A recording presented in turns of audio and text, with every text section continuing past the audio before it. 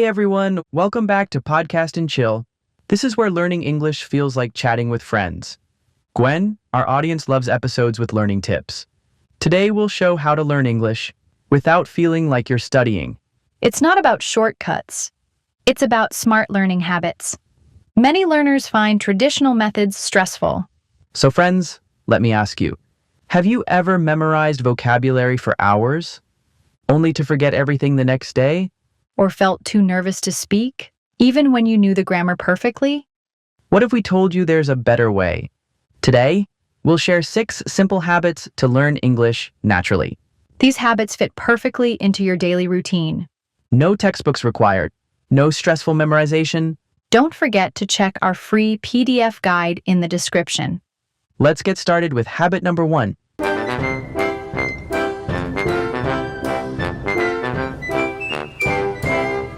Okay, team, who here has a study table covered in dust? Leo, that's not... Because guess what? You don't need one, like always. A Cambridge study found we remember better in relaxed environments. Exactly. Like my bed. Best English classroom ever. Or anywhere you feel comfortable. Picture this. You're waiting for coffee, and suddenly, bam, you're learning English. More accurately, you check your phone in English. Or when you're zoning out in the shower, that's prime time for English thinking. The key is consistent exposure, not perfect study conditions. So, toss those textbooks. Metaphorically. All right, hands up if you've ever done this. You buy a fancy notebook labeled English Practice, and after 2 pages, it becomes a doodle book. That's why we're discussing alternative methods today. Let me guess, Gwen. Your notebook is perfectly organized? Actually, no. My cat used it as a bed last week. Ha! Even Miss Perfect learns outside textbooks. Looks like your cat and my Mr. Whiskers could be good friends. The point is, learning happens everywhere. Like when you're stuck in traffic, instead of honking, name car colors in English. Or while cooking, read recipes aloud in English. Pro tip: if you burn the food, call it British cuisine. That's not even remotely true. A 2022 Oxford study found we remember 40% more when learning through daily activities. See? Science says, stop torturing yourself at desks. The key is making English part of your environment. Like how my cat made my notebook part of her environment. Moving on to habit 1 before Leo derails us further. Habit number 1. Switch your phone to English. The ultimate stealth learning trick. Picture this. You unlock your phone 200 times a day. That's 200 free English lessons without even trying. Gwen, be honest, how many times have you panicked because of this? Why does my weather app say thunderstorm? Is this a warning? That's literally just the forecast for today. But see, now Leo knows thunderstorm forever. A 2023 MIT study confirmed daily tech exposure builds vocabulary 3 times faster. Real-life benefits you'll notice in 1 week. 1. You'll stop confusing accept and decline on spam calls. 2. Suddenly understand YouTube error messages. 3. Finally know what airplane mode actually means. Pro tips for beginners. 1. Start with just 3 apps: Weather, Calendar, Notes. 2. Use Screenshot plus Google Translate when really stuck. 3. Celebrate small wins. Understood a notification? Dance break. Fun challenge: take a selfie when you see the camera icon. Post it with #PhoneEnglishAdventure. We might feature you. Warning: may cause temporary confusion between delete and save. But permanent improvement in tech vocabulary. Ready for the 5-second challenge? On 3, 2, 1, change now. Or after the episode, no pressure. Habit number 2. Follow English creators. Imagine learning English while watching cat videos. That's not just possible, it's recommended by Harvard. A 2024 Harvard study actually shows following interest-based content improves pronunciation 27%. 3 creator types you should stalk. OMG Leo actually is follow on YouTube. 1. The easy English type at English Addict. Teaches slang through pizza reviews. This cheese is lit. 2. The secret teacher. Type at Traveling Mark. Vlogs about traveling while speaking slowly plus clear subtitles. 3. The funny accident type @fail army. Oh no! My leg! Best vocabulary for emergencies. Pro tips 1. Use YouTube's playback speed. Start at 0.75x. 2. Turn on CC plus pause to copy cool phrases. 3. Comment. Even just LOL counts as practice. Fun challenge. Find a creator who looks like your English teacher. Tag us at LearnEnglishPod with #MyDigitalTeacher. Warning, may lead to uncontrollable binge watching. But also uncontrollable English improvement. Coming next, Habit 3. Talking to yourself is finally socially acceptable. Leo, Leo, stop whispering to your coffee. People are staring.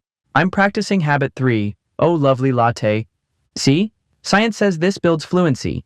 The actual Cambridge study says self-talk reduces speaking anxiety and helps internalize grammar naturally. But must you do it in public? Absolutely. Pro tip. If people think you're on AirPods, you're not crazy. Here's how normal people do it. 1. Describe your actions while cooking. Now I'm chopping onions, crying. 2. Debate with pets. Mr. Whiskers, 3 a.m. is not playtime. Warning though, you might accidentally confess secrets. Last week I caught myself saying, I totally stole Gwen's stapler. That's where it went? Anyway, MIT research confirms even 5 minutes daily helps. Challenge. Record a day in my life voice memo. Best entries get featured. Next up, we'll teach your to-do list to speak English. Yes, habit number 4 is English to-do lists. Turn daily tasks into learning. Gwen, guess what? You can learn English just by writing your shopping list. That's actually correct. A Harvard study shows writing simple English lists improves vocabulary retention by 40%. See? Even Harvard approves. Now check out my masterpiece. 1. Buy milk. 2. Buy eggs. 3. Don't forget to buy milk again. That's just the same item repeated. But it's a good start.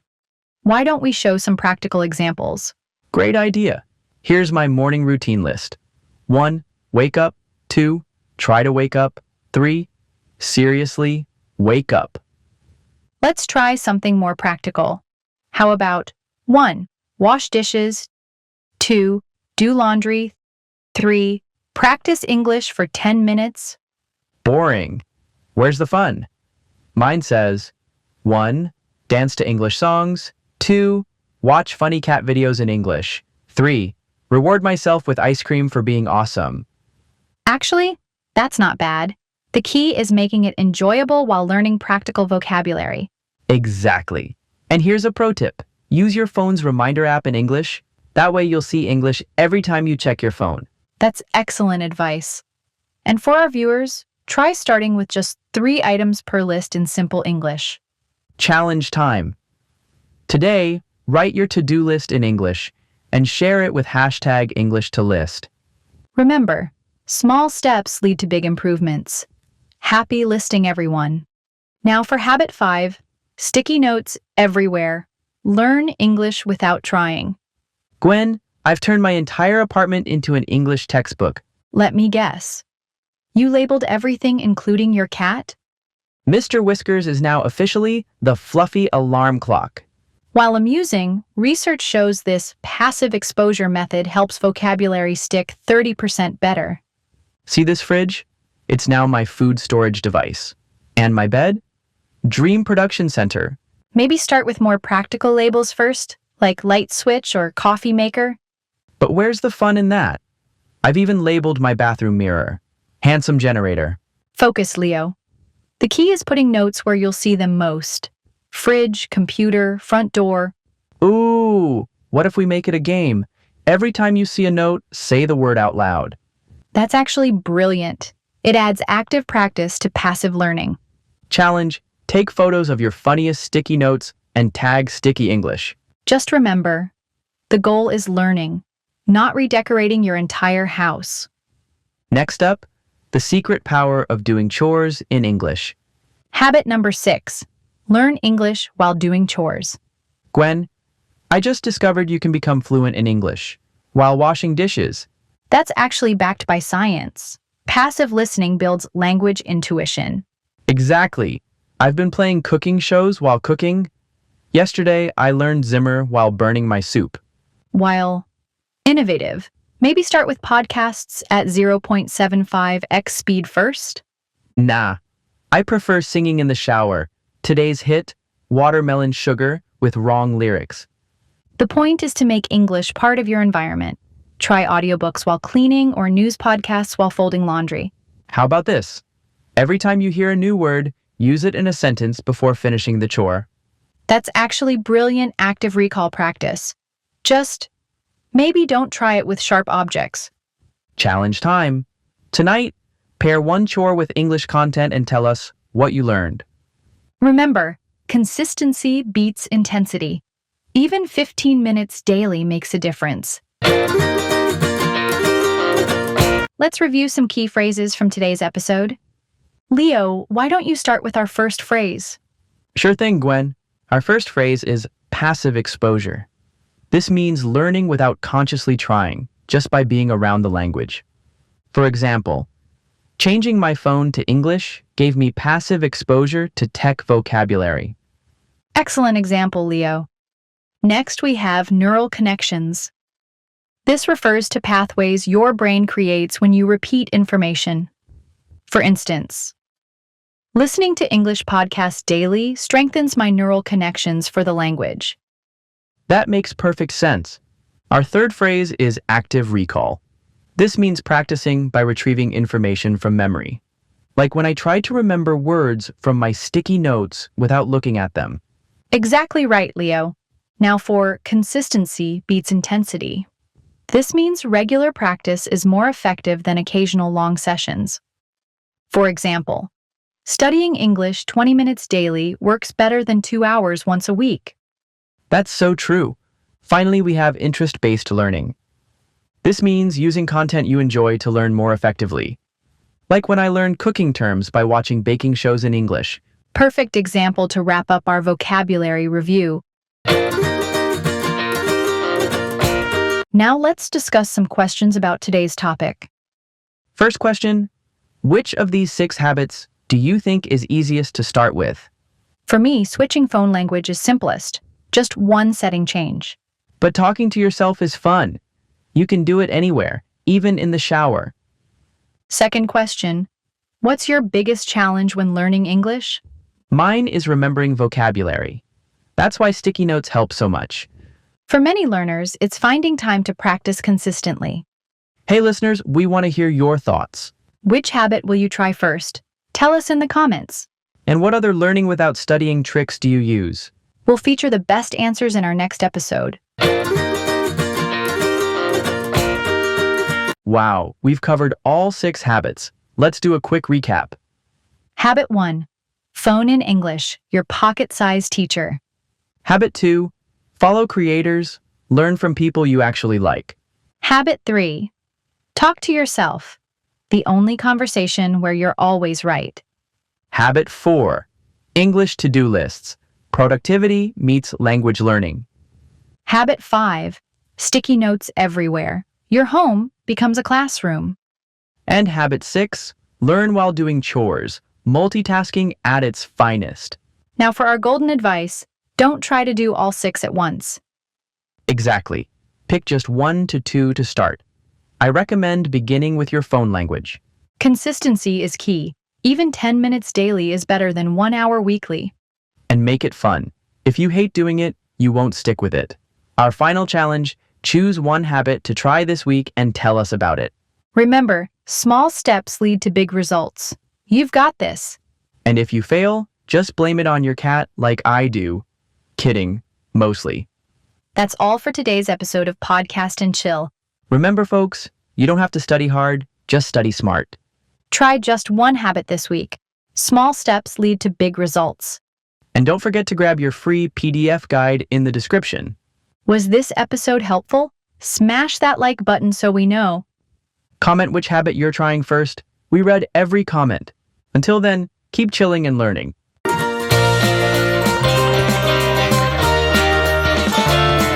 You know what's weird, Gwen? I looked at my to-do list this morning, saw Start Personal blog, and just scrolled past it again. You mean the blog you said you'd launch back in January? Yeah, seriously. I wanted to do it. It just felt hard. Actually, it's not hard, just fuzzy. That's because your brain didn't have a clear picture of what it actually looked like. Our brains are wired to prioritize things that are structured, urgent, and familiar. If something is vague or abstract, it doesn't trigger the same response. So what you're saying is my brain is low-key ghosting me? Exactly. So today, we're not throwing a bunch of productivity hacks at you. Nah, we're gonna zoom in on why your brain skips certain things in the first place. And maybe what would happen if we gave those invisible tasks a shape? Who knows? Let's dive in.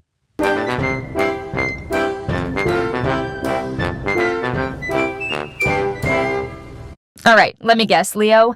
You labeled your uncompleted task as hard, didn't you? Of course, it feels hard. But the weird thing is, I know how to do it. I know how to use Figma, I've got the projects. It's not like I'm being asked to do quantum physics. That's actually a perfect example.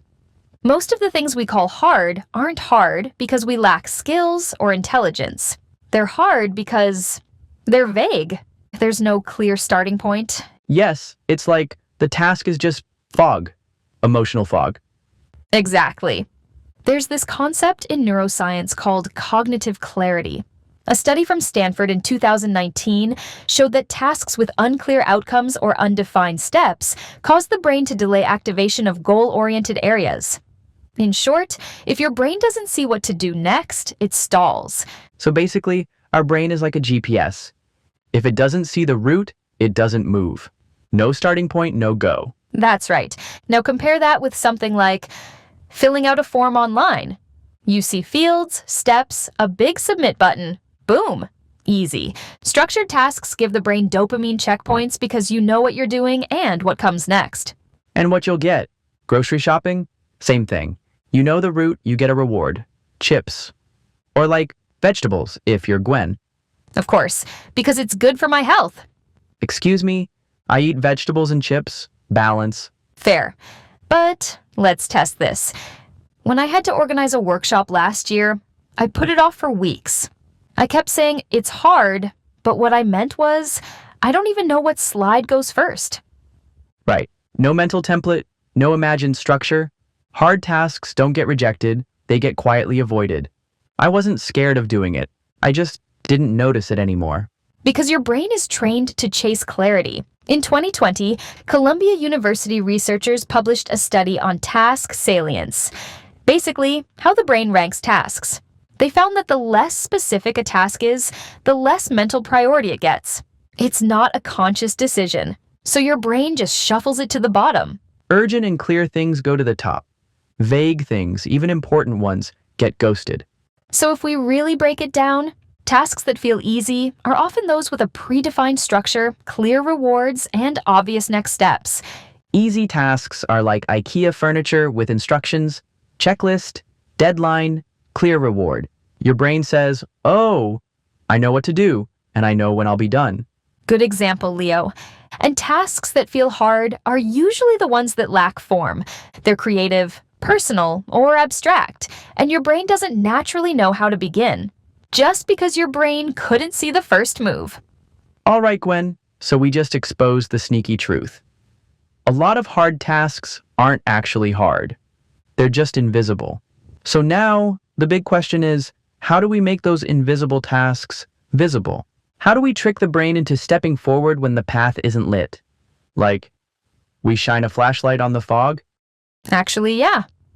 Metaphorically speaking, that's not far off. One of the most powerful flashlights you can use is a mindset shift. And that shift is to think of the hard thing not as a commitment, not as a big leap, but as an experiment. Wait, like a science experiment? Kind of. Here's the thing. Thinking of a task as an experiment isn't just a mental trick to make yourself feel better. It's actually a way to reshape the entire experience of doing. All right, hit me. What makes the experiment mindset so different? 3 things. Firstly, when you say it's an experiment, you're not trying to win or lose. You're just giving it a shot to see what happens. You're not saying this has to work. You're saying, I'm going to see what happens. That instantly reduces pressure. So instead of, I must launch the perfect podcast, it becomes, let's record one episode and see how it feels. For sure. And here's the second thing. An experiment has clear boundaries. It has a size, a shape, a beginning, and an end. Let me take an example. Go ahead, Leo. Like instead of saying, I need to get healthy, I say, I'm going to walk after dinner for 15 minutes, for 3 nights, and see how I feel. Good point. What is the third piece? When you experiment, your brain shifts from a judging and avoiding state to a curious and observing state. Yo, that's big. I know there's science behind it too. A study in motivation and emotion found that when people approached a new task with curiosity, their stress went down and they actually performed better, even when the task was new or difficult. So curiosity is like a psychological hack. When I think of something as a test, like, let's see what happens, I don't panic. I just do it. That's the magic. You turn a vague idea into something clear and real. Gwen, there's one part that really blew my mind. Don't you even need motivation to start? No, I don't. Motivation is optional. You just need a reason, even a small one, to begin the experiment. I love that, because sometimes I wait for this big lightning bolt of inspiration, and it never comes. But if I just say, let's try this for 2 days and see what happens, suddenly the mountain shrinks. Yeah, you remove the pressure to succeed. And when the pressure's gone, action becomes lighter. Yep, because so many times I've sat in front of something I wanted to do, like editing a video or planning a project, and I didn't do it. Not because I didn't care, but because it had no door. It felt like mist. And the experiment becomes the doorway. Let's give listeners some examples. Show them how this plays out in real life. All right, let's say you've been wanting to write, but it just feels too big. So you tell yourself, I'm going to write for 15 minutes and just see what thoughts are in my head today. That's it. That's an experiment. No pressure for a novel. No, I have to be productive. Just, let's peek inside my brain today. Or maybe you want to reconnect with people. Instead of making a dramatic social comeback, just say, I'll call one old friend this week and observe how I feel after. Totally. Otherwise, your someday coffee catch-up will turn into no day at all. Such an insightful thought, Leo. Or try waking up earlier. Just, I'll try waking up 30 minutes earlier for 2 days. Then I'll write down how I felt. I actually did that during finals week. I hated mornings. But by just saying 2 days, I tricked myself into starting and it helped. I didn't become a morning person, but I understood myself more. That's the key. You're not trying to be perfect. You're just collecting clues. Now that we know why the experiment mindset works, let's talk about how to actually do it. Like, what makes a good experiment? Ah, yes, Dr. Gwen. Tell us. What chemicals do I need to add to my life lab today, aside from setting boundaries? Well, it's true that the first thing a good experiment needs is a clear boundary. And the second ingredient is zero expectation. That one's hard. Be honest. Who's ever said, I'll just try this for fun, while secretly hoping it'll change your whole life? Yep, we see some of you nodding. That secret hope is what adds pressure. But a real experiment isn't about results. You're not measuring if it worked. You're just observing, how did I react? What was the experience like? So you're not judging the results, just learning about your own reaction? Yes. Instead of pushing yourself to wake up early just to become a morning person. Ask, how does my body feel when I wake up early? And don't forget to record it or share it. When you write down what you do, you will find that what you do actually happens. It isn't just a thought. Absolutely. It's no longer just a maybe, it's something that actually happened. So the real trick here is turning thoughts into events. Yes, that's the brain trick. You give your actions shape, so your brain can respond to something real, not something vague. Okay, so experimenting has rules, but also perks? Our listeners are probably waiting to hear this too. We do. One of the nicest side effects of the experiment mindset is you stop pressuring yourself to know exactly what you're doing from the start. That's great, because most of the time, I'm just guessing and hoping for the best. When you see things as experiments, You allow yourself to try stuff without needing a guarantee. You do more things that are uncertain and harder, but you do them with ease. Like trying a salsa class even if dancing isn't really your thing. Perfect example. You don't need to succeed. You just need to show up and observe. That part really lands. Because when you focus on watching yourself in action, you build this whole new kind of confidence. Yes. It's not the loud kind of confidence where you walk around thinking you're amazing. It's quieter, deeper. You become someone who's willing to try, who's genuinely curious about how you react, and who stays present through it all. It's not about being great at something or doing something that is super hard to achieve. It's about learning who you are when you show up and do it. Exactly. That shift from proving to exploring changes the way you experience everything. Okay, Gwen, before we start with the questions, let's go over some cool words from today's episode. Sounds good. Learners, listen closely and repeat if you can. Let's begin. First word, task. A task is something you need to do. It can be small, like washing the dishes, or big, like finishing a project. For example, my first task today is to write a short email. It's just another word for job or activity. Excellent example, Gwen. Next up, give it a shot. That means to try something, even if you're not sure it'll work. For example, I don't know how to paint, but I'll give it a shot. Just try it. Who knows? You might be great at it. Our third phrase is set a small goal. It means choosing something simple and clear to do. Not a big dream, just one little step. Example, I set a small goal to read 5 pages a day. Small goals make big things feel easier. Totally. I once set a goal to drink more water. Just 1 cup in the morning. Look at me now, hydrated and happy. Okay, next, call an old friend. This means to phone someone you haven't spoken to in a while. Example, I called an old friend last weekend and we talked for hours. Sometimes one call makes you smile for days. And the last one is, write down your thoughts. This means putting what's in your mind onto paper. It helps you understand what you're really feeling. Example, before bed, I write down my thoughts so I can sleep better. Writing is a way to turn ideas into something clear. Perfect example to wrap up our vocabulary review. Okay, now that we've got some cool words in our pocket, And some clear ideas in our brain. let's move on to the fun part. Discussion time. We've got 3 questions for you to think about. And of course, we'll share our answers too. Ready? Let's go. First question coming in hot. What's one task you often skip? Cleaning my inbox. I open it, see 200 emails, and suddenly need a snack. Updating my passwords? I know it's important, but I keep putting it off. No excuse, really. Let's move to the second question. Have you ever given something a shot and it turned out better than expected? I gave yoga a shot once. Thought I'd fall asleep, but I actually loved it. I tried cooking without a recipe. It wasn't perfect, but it didn't burn. So, success. And now, the final question. Would you like to set a small goal this week? What would it be? Yep, my goal is to drink water before coffee. Let's see if I survive. I'll try writing down my thoughts every night. Just 1 sentence. That's enough to start. All right, it's your turn now. What about you? Leave us a comment below and tell us, what small goal would you like to try this week? It can be something simple.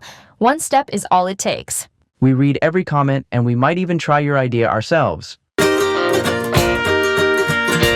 All right, here's what we covered today.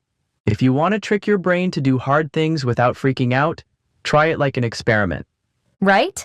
No pressure to win, no need to be perfect. Just clear boundaries, small steps, and honest curiosity.